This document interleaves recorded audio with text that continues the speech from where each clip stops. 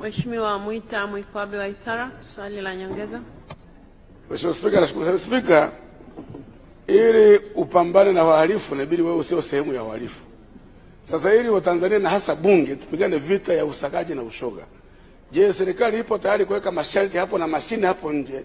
Wabunge wote wanapoingia humu ndani wapimwe kwanza tujue kama kuna usagaji na kama kuna mashoga ili tupambane na ushoga nchi hii.